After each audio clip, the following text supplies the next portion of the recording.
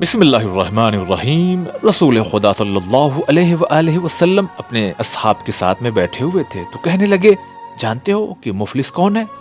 تو لوگوں نے کہا، یا رسول اللہ، جس کے پاس درہم و دینار نہ ہو، پراپرٹی نہ ہو، جائیداد نہ ہو، وہ مفلس ہے۔ تو آپ صلی اللہ علیہ وآلہ وسلم نے فرمایا، میری امت میں جانتے ہو کون مفلس ہے؟ ایک ایسا انسان کہ جس نے نماز پڑھی ہو، روزے رکھے ہوں، زکوٰۃ دی ہو، حج ادا کی ہو، مگر جب روز قیامت پہنچے نا تو ایک شخص آئے گا اور کہے گا کہ اس نے مجھے گالی دی تھی۔ ایک شخص آئے گا، اس نے کہے گا اس نے میرا مال کھایا تھا۔ ایک شخص آئے گا، اس نے کہے گا اس نے میرا خون بہایا تھا۔ ایک شخص اور آئے گا اور وہ کہے گا اس نے مجھے پیٹا تھا۔ تو اب ظاہر سی بات، حق تو ادا کرنا پڑے گا۔ تو اب تو کچھ ہے نہیں، نہ مال ہے، نہ پراپرٹی ہے، قیامت کا دن ہے، تو کیا ہوگا؟ اس کی نماز، اس کی روزہ، اس کے حج، اس کے زکوٰۃ، اس کے اعمال جو نیک ہیں، وہ سب کس کو دیے جائیں گے؟ جسے اس نے گالی دی تھی، جسے اس نے پیٹا تھا، یہ سب اس کو دیے جائیں گے۔ ایک نوبت آئے گی کہ اس کے پاس اب اعمال جو نیک تھے وہ بچے گا ہی نہیں، لیکن ابھی بھی حق بچا ہوا، حق یعنی ادا نہیں ہوا ہے۔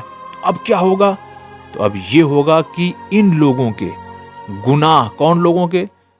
جن کا اس نے حق مارا تھا، ان لوگوں کے گناہ اس کی طرف بھیجے جائیں گے کہ جس نے لوگوں کو یعنی پیٹا ہے، خون بہایا ہے، گالیاں دی ہیں، حق مارا ہے، تو ان لوگوں کے گناہ اس انسان کی طرف آ جائیں گے۔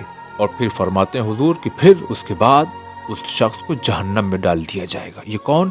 جو نماز، روزہ، حج، زکوٰۃ، خون سب لے کے گیا تھا، مگر اس نے اتنا ستایا تھا، لوگوں کے مال ہڑپے تھے، گالیاں دی تھیں، قتل کیا تھا، لوگوں کو پیٹا تھا، مارا تھا، ستایا تھا، لہذا قیامت کے دن ایسا شخص کیا ہوگا؟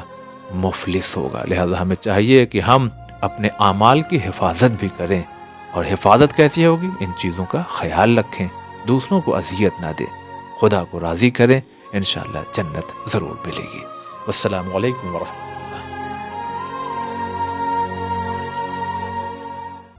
بسم اللہ الرحمن الرحیم۔ اکثر لوگ کہتے ہیں، ارے ہم تو ٹرین میں تھے اور پلین میں تھے، ارے وہ ہم دن بھر کار چلا رہے تھے اور وہ کیا بتائیں کہ وقت گزر گیا، نماز نہیں پڑھ سکے ہم۔ آیت اللہ سید سیستانی صاحب کی جدید فقہی مسائل کا مسئلہ نمبر 67 فرماتے ہیں، اگر مسافر ہوائی جہاز، کار یا ریل گاڑی میں کھڑے ہو کر نماز نہ پڑھ سکے تو بیٹھ کر پڑھے۔ اگر قبلہ رخ ہونا ممکن نہ ہو تو جس طرف سمت قبلہ ہونے کا گمان ہو اس طرف رخ کر کے نماز پڑھے۔ اب ایک چیز اور آتی ہے کہ ہم کو یعنی گمان کیا معلوم ہی نہیں ہے کہ کس طرف قبلہ ہے، تو فرماتے ہیں اگر کسی ایک سمت کو ترجیح نہ دے سکے تو جس طرف چاہے رخ کر کے نماز پڑھے، اور اگر صرف تکبیرۃ الاحرام کے دوران رخ بقبلہ ہونا ممکن ہو تو اسی پر اکتفا کرے۔ دیکھ رہے ہیں آپ، یعنی نماز کسی حالت میں معاف چھوٹ نہیں ہے، جب اتنی آسانی ہمیں دے دی گئی ہے، ہر طرف سے سہولت دے دی گئی ہے کہ اگر تم اس مجبوری میں ہو تو تم پھر اس طرح سے نماز ادا کر لو، تو پھر ہمیں چاہیے کہ ہم نماز کو ضرور ضرور ضرور پڑھیں، کوئی بہانہ نہ کریں۔ یقیناً اگر نماز چھوٹتی ہے تو ہم بہت گناہ میں مبتلا ہو سکتے ہیں۔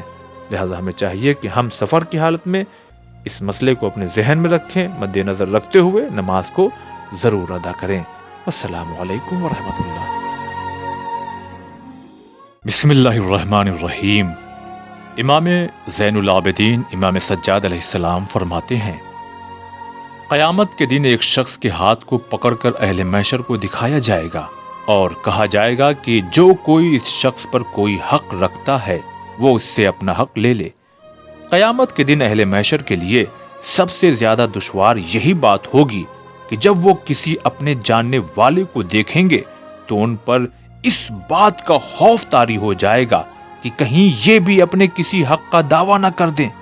اور شاید اسی لیے سورہ عبس کی 34، 35، 36 میں جس میں ارشاد ہوا ہے کہ اس دن ہر شخص یعنی روز قیامت ہر شخص اپنے بھائی، اپنی ماں، اپنے باپ، اپنے بیوی بچوں سے راہ فرار اختیار کرے گا۔ کیوں اختیار کرے گا؟ شاید اسی لیے، اسی خوف میں کہ کہیں یہ ہم سے کسی حق کا مطالبہ نہ کر لیں۔ لہٰذا ہمیں چاہیے کہ اس دنیا میں رہتے ہوئے جو جس کا حق بنتا ہے شرعی، وہ اس کو ضرور پورا کر دیں، ورنہ قیامت کی رسوائی، اور وہاں پر جب انسان کچھ نہیں کر سکتا اور اگر وہاں پہ اگر حق مانگا گیا تو ہم کیا دیں گے؟